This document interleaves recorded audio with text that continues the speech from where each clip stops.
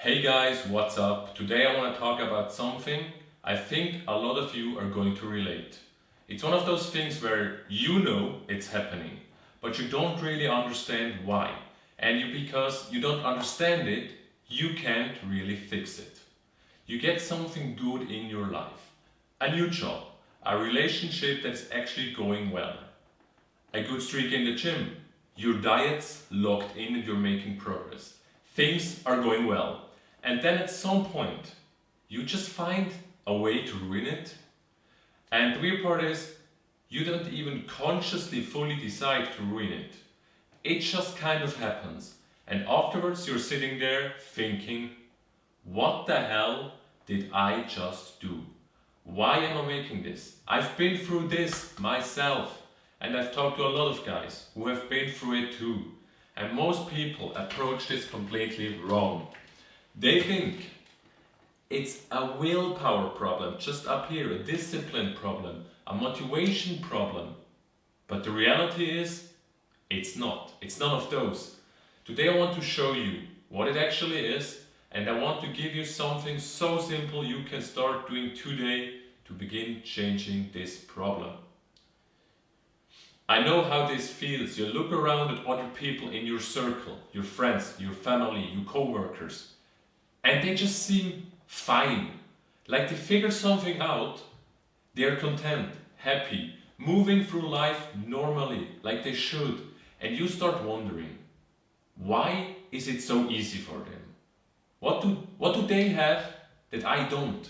Why do I keep getting in my own way? And here's the hard truth. Right now, you are your own worst enemy. Not your circumstances, not other people in your life. It's just you. The person who's supposed to be in your corner is also the person pulling the rug out from under you. You build something, then you burn it down the next day. You feel guilty when life gets too good. You stop pushing once you hit your peak. You accept the worst version of your day. But when you become your own friend, which we are looking in today, you protect what you build and you grow it. You know you belong up there. You stay hungry even at the top. And you refuse to fall below your standards. Very important. And I want to be clear. This doesn't mean you are weak right now. Honestly, the people who struggle with this the most usually care the most. That's why it is so exhausting. Because you do want it. You can't seem to stop getting in your own way. That's the problem. And that's what we are going to talk about today. So here's what we are going to do. I'm going to explain this self-sabotage using simple analogy.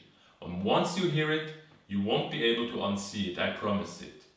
Then I give you a 5-minute exercise for you to do every morning. And if you stick with this for 2 weeks guys, you genuinely start noticing a shift in your day-to-day life. Alright, let's get into it.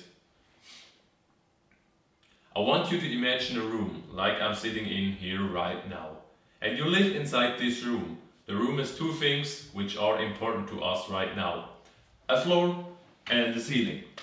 The floor is the lowest level you allow yourself to fall to. The standard below which you refuse to go. And the ceiling, up here, is the highest point you believe you belong at. Now most people think self-sabotage is a ceiling problem. Like, I just need to push harder to get through the ceiling. I need to grind more, I need to work hard, I need to break through. But that's not actually what's happening, and what's stopping you is. Here's what happens. When you start getting close to the ceiling, something inside of you gets comfortable. When you feel like you're flying too high, too close to the sun, and something inside of you starts to pull you back down.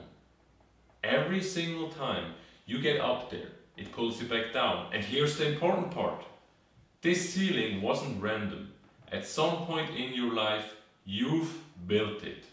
Maybe something happened in your life. Maybe you watched somebody fail. Maybe success became associated with pressure, pain or loss. So your brain is smart and decided, This is as high as we go. Beyond this, something bad happens, and that ceiling became protection. That's not weakness, don't mistake this. That's your brain trying to keep you safe. The problem is, it's protecting you from danger that might not exist any longer. And that's why it took me long to understand. You don't fix self-sabotage by fighting the ceiling. You fix it by raising the floor. Right now, there's already a level in your life you refuse to fall below. When things get bad enough, something inside of you wakes up. Some drive kicks in. That's your floor getting activated. That's where real momentum lives. And here's the dangerous part about the ceiling. The moment you reach it and think, okay, I fucking made it, I'm comfortable here. You think, okay, now I can relax. You've already lost at this point. Because the second you stop growing, you drift in all directions. You lose that hunger that once made you push for the ceiling. You slip backwards to the floor. And then you call it self-sabotage, but really, you just stopped too early. But when you raise your floor, everything will change, because the old version of you, the one who quits, numbs out, accepts less than he should, that version no longer fits in this room, because the room gets smaller, there's no space for him anymore. So slowly, he stops showing up, because there's no space for him. And then you have to raise the ceiling. So here's the exercise I was promising you guys, and it's very, very simple. It's important you do this every morning.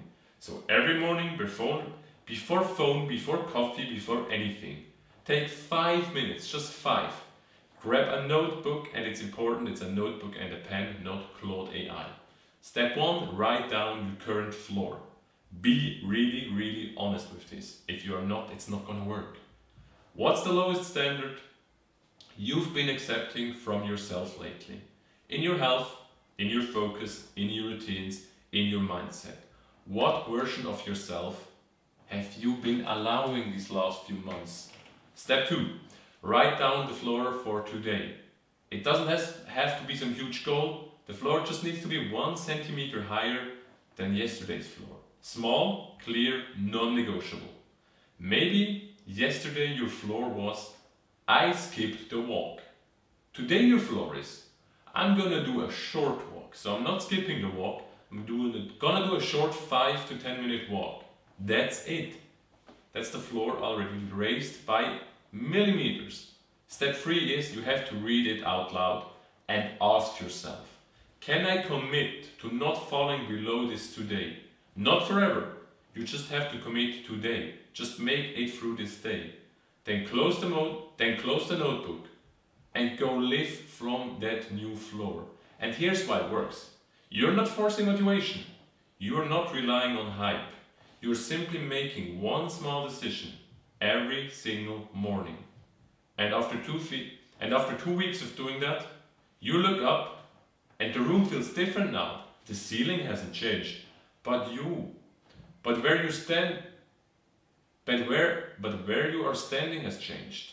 And once you're standing higher, the ceiling stops feeling scary. It just becomes the next place you're heading. So, no, you were not broken, you are not doomed.